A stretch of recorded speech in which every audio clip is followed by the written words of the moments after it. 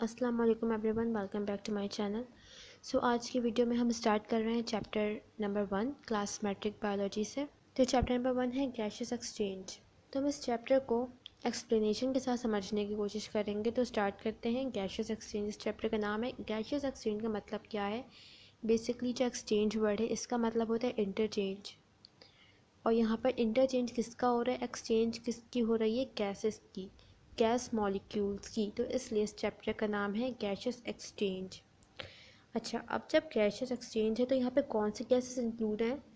Carbon dioxide और oxygen, ये दो गैसेस इंक्लूड हैं। इस चैप्टर में हम इन दो गैसेस की एक्सचेंज के बारे में बात करेंगे। इसके अलावा एक्सचेंज का वर्ड जब भी आएगा तो इट मीन्स कि जो एक्सचेंज है, इंटरचेंज है, वो किसी भी दो चीज़ों के बिटवीन होगा।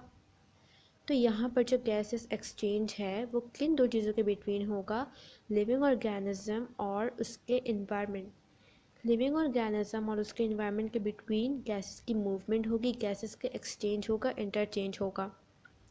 फॉर एग्ज़ाम्पल अगर हम एनिमल्स की एग्ज़ाम्पल लें तो एनिमल्स में क्या होता है? ऑक्सीजन। इन्वायरमेंट में बहुत सी गैसेस हैं, इसमें से एक गैस ऑक्सीजन है। तो ऑक्सीजन लिविंग ऑर्गेनिज्म की बॉडी में एंटर होगी, एनिमल की बॉडी में एंटर होगी। और एनिमल की बॉडी में जो कार्बन डाइऑक्साइड बन गई है as a result of metabolism, जो कि एक टॉक्सिक गैस है हमारी बॉडी के लिए, वो एलिमिनेट होगी बॉडी से और फिर इन्वायरमेंट का पार्ट बन जाएगी। तो इस तरह से मूवमेंट हुई, एक्सचेंज हुआ गैसेस का, कार्बन डाइऑक्साइड और ऑक्सीजन का बिटवीन इन्वायरमेंट और उसके लिविंग ऑर्गेनिज्म के बिटवीन।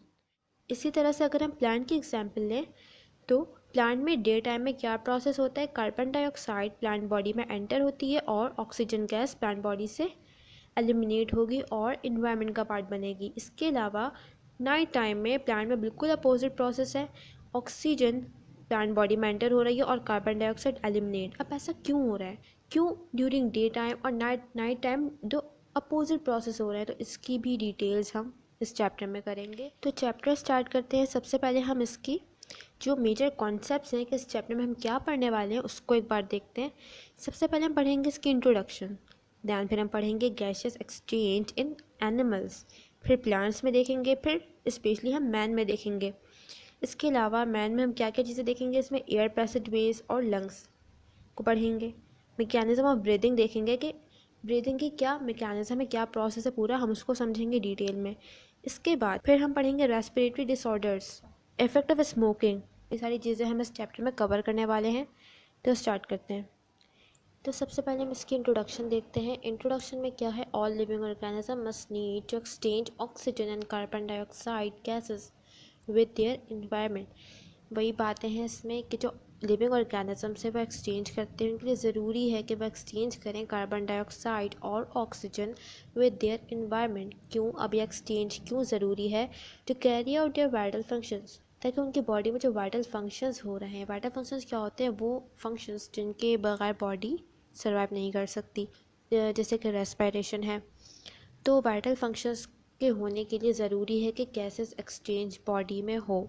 इसके अलावा रेस्पिरेशन के अलावा फोटो ऑटोट्रॉप्स जो हैं, फोटो ऑटोट्रॉप्स कौन से ऑर्गेनिजम्स हैं? वो ऑर्गेनिजम्स जो लाइट के प्रेजेंस में अपना फूड मटेरियल प्रिपेयर करें। लाइक प्लांट्स क्या करते हैं? सनलाइट के प्रेजेंस में अपना फूड मटेरियल ग्लूकोज खुद प्रिपेयर करते हैं as a result of photosynthesis. तो फोटोसिंथेसिस के प्रोसेस के लिए भी ज़रूरी है गैसेस एक्सचेंज। इसके अलावा जो एक्वेटिक ऑर्गेनिजम्स हैं वो भी गैसेस एक्सचेंज करते हैं। कैसे? हमें पता है कि जो वाटर है उसका केमिकल फार्मूला क्या है? H2O। दो हाइड्रोजन के एटम्स हैं और एक ऑक्सीजन का एटम है। तो यहाँ पर जो ऑक्सीजन है वाटर में, ये एक्वेटिक ऑर्गेनिजम्स यूज़ करते हैं for the process of respiration. इस ऑक्सीजन की वजह से इसमें गैसेस एक्सचेंज होगी। इसके अलावा जो टेरेस्ट्रियल एनिमल्स हैं वो अपने एयर के साथ गैसेस एक्सचेंज करते हैं। तो इंट्रोडक्शन में बेसिकली यही बातें हैं। नेक्स्ट है gases exchange in plants. Plants में गैसेस की एक्सचेंज कैसे होती है वो देखते हैं। प्लांट्स में जो एक्सचेंज है गैसेस का वो दो प्रोसेस के लिए इम्पॉर्टेंट है।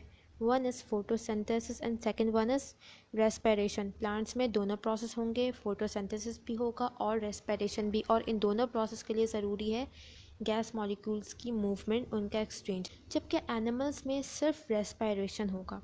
तो during the process of photosynthesis होता क्या है, कार्बन डाइऑक्साइड प्लांट अपनी बॉडी में लेता है और ऑक्सीजन गैस बॉडी से एलिमिनेट होगी as a result of photosynthesis.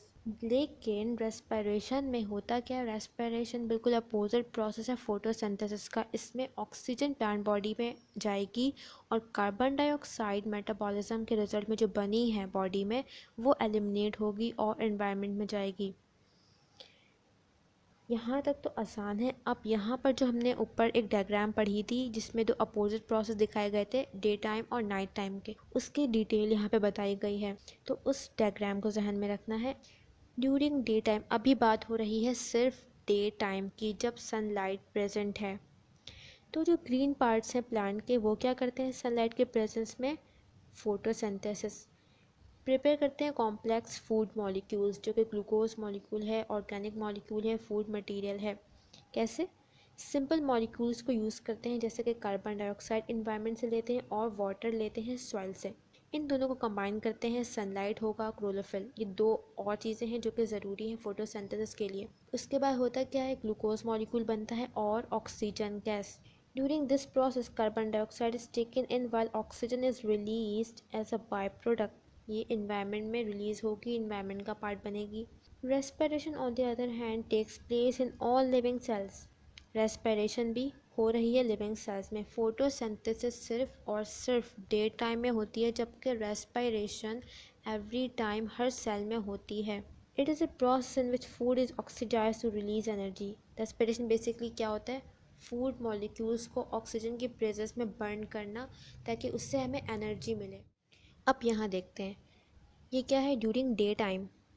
Day time में क्या हो रहा है, दो प्रोसेस, फोटोसिंथेसिस भी और रेस्पिरेशन भी, जबकि नाइट टाइम में क्या हो रहा है, सिर्फ एक प्रोसेस, रेस्पिरेशन। फोटोसिंथेसिस क्यों नहीं हो रहा प्लांट में, क्योंकि सनलाइट नहीं है। सनलाइट बहुत इंपॉर्टेंट है फोटोसिंथेसिस के लिए। तो फोटोसिंथेसिस में बेसिकली क्या होता है, कार्बन डाइऑक्साइड प्लांट बॉडी में जाती है और ऑक्सीजन गैस रिलीज होती है। यहाँ पर अभी रेस्पिरेशन भी कंटिन्यू है। तो जो फोटोसिंथेसिस के रिजल्ट में ऑक्सीजन मॉलिक्यूल बने हैं वो प्लांट यूज़ करेगा रेस्पिरेशन के लिए, और जो एक्सेस ऑक्सीजन बच जाएगी वो एलिमिनेट होगी इन्वायरमेंट में। अगेन फोटोसिंथेसिस भी कंटिन्यू है डे टाइम में और रेस्पिरेशन भी। फोटोसिंथेसिस में क्या होता है, कार्बन डाइऑक्साइड बॉडी में जाती है और ऑक्सीजन गैस एलिमिनेट होती है।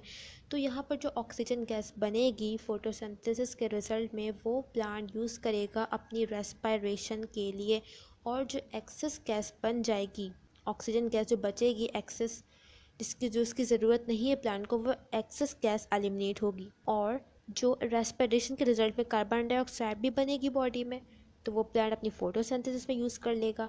तो इस तरह से नेट जो मूवमेंट है वो कार्बन डाइऑक्साइड की इनवर्ट और ऑक्सीजन की आउटवर्ड है। अब नाइट टाइम की अगर बात करें तो फोटोसिंथेसिस कम्प्लीटली एब्सेंट है यहाँ पे।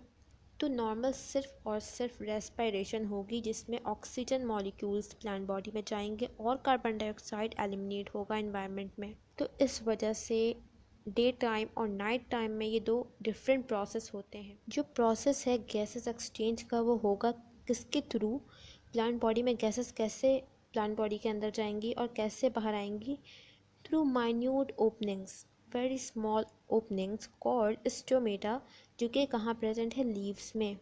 The root and stem do exchange gases for respiration. Stem और रूट भी गैसेस एक्सचेंज कर सकते हैं रेस्पिरेशन के लिए। लेकिन जो फोटोसिंथेसिस का प्रोसेस है वो सिर्फ ग्रीन पार्ट्स में हो सकता है, लीव्स में होगा, हायर प्लांट्स में, जबकि जो स्मॉल प्लांट्स हैं उनमें स्टेम में भी हो सकता है, क्योंकि स्टेम यंग प्लांट्स में ग्रीन होते हैं तो वो भी फोटोसिंथेसिस कर सकते हैं। क्यों सिर्फ ग्रीन पार्ट्स कर सकते हैं, क्योंकि उनमें क्या होता है, यस, क्लोरोफिल। क्लोरोफिल भी ज़रूरी है फोटोसिंथेसिस के लिए। सो नाउ यहाँ पर कुछ डिफरेंसेस हैं बिटवीन फोटोसिंथेसिस और रेस्पिरेशन। तो देखते हैं, इट्स एन एनाबॉलिक प्रोसेस, और ये क्या है, कैटाबॉलिक। सो एनाबॉलिक क्या होता है, वो प्रोसेस जिसमें कोई मॉलिक्यूल बन रहा हो, और कैटाबॉलिक क्या होता है, जिसमें कोई मॉलिक्यूल ब्रेक डाउन हो रहा हो। तो फोटोसिंथेसिस में हमें पता है कि ग्लूकोज मॉलिक्यूल बनता है, इसलिए ये क्या, एनाबॉलिक प्रोसेस। और रेस्पिरेशन में ग्लूकोज मॉलिक्यूल ब्रेक डाउन होता है in the presence of oxygen, simple substances में और एनर्जी रिलीज़ करता है। तो ये क्या है, कैटाबॉलिक प्रोसेस। इसके अलावा synthesis of food from simple inorganic substances, यहाँ पर जो फूड मटेरियल है वो एक ऑर्गेनिक सब्सटेंस है और जो कार्बन डाइऑक्साइड और वाटर है ये क्या है, इनऑर्गेनिक। तो यहाँ पर होगा क्या, फूड मटेरियल की सिंथेसिस होगी इनऑर्गेनिक सब्सटेंसेस से। कार्बन डाइऑक्साइड और वाटर मिलकर फूड मटेरियल बनाएंगे, ग्लूकोज बनाएंगे। इसके अलावा रेस्पिरेशन में क्या होगा, ब्रेक डाउन होगी फूड की, जो ग्लूकोज बना है उसकी ब्रेक डाउन होगी into inorganic substances. Break down होगी ऑक्सीजन की प्रेजेंस में, क्या बनेगा, कार्बन डाइऑक्साइड और वाटर, और एनर्जी रिलीज होगी। इसके अलावा रिक्वायर्ड लाइट एनर्जी, हमें पता है फोटोसिंथेसिस के लिए ज़रूरी है सनलाइट, लाइट एनर्जी, जबकि रेस्पिरेशन के लिए लाइट एनर्जी की कोई ज़रूरत नहीं है। अकर्स इन प्लांट्स, फोटोसिंथेसिस सिर्फ प्लांट्स में होता है जबकि रेस्पिरेशन प्लांट्स में भी होता है और एनिमल्स में भी। इसके अलावा कार्बन डाइऑक्साइड गैस फोटोसिंथेसिस में यूटिलाइज होगी, यूज़ होगी, लेकिन रेस्पिरेशन में ऑक्सीजन गैस यूज़ होगी। रिलीज होगी ऑक्सीजन गैस फोटोसिंथेसिस में, लेकिन यहाँ पर रेस्पिरेशन में कार्बन डाइऑक्साइड रिलीज होगी, क्योंकि फोटोसिंथेसिस और रेस्पिरेशन दोनों अपोजिट प्रोसेस हैं। Takes place during day time, सिर्फ डे टाइम में होगा, क्यों, क्योंकि डे टाइम में सनलाइट होती है और ये ऑल डे टाइम हो सकता है, इसके लिए सनलाइट की कोई ज़रूरत नहीं है, हर वक्त ये प्रोसेस होता है। क्लोरोफिल इज़ रिक्वायर्ड, फोटोसिंथेसिस के लिए क्लोरोफिल भी ज़रूरी है जबकि रेस्पिरेशन के लिए क्लोरोफिल की कोई ज़रूरत नहीं है।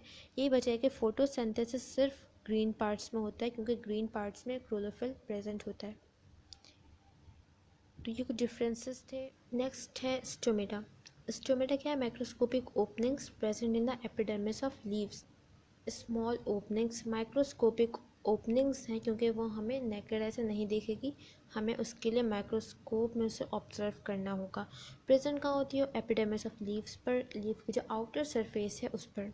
इस ओपनिंग के थ्रू होता क्या है, gases exchange, plant gases exchange करता है अपने एनवायरनमेंट से।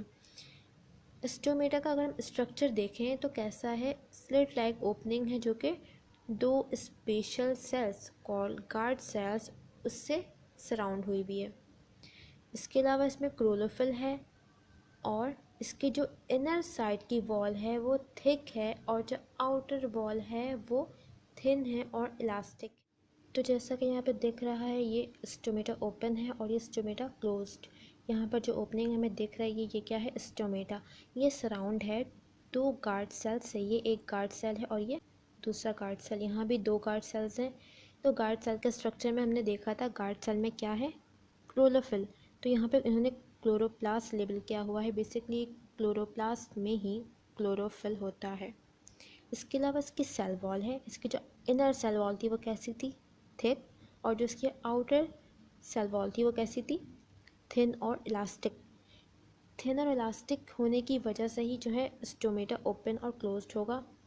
अगर वॉल इलास्टिक नहीं होगी तो वो वॉल जो है रप्चर हो जाएगी। इसके अलावा यहाँ पर न्यूक्लियस प्रेजेंट है, वैक्यूल प्रेजेंट है, ये कुछ ऑर्गेनल्स हैं जो गार्ड सेल में प्रेजेंट है। The opening and closing of stomata depends upon turgidity of guard cell।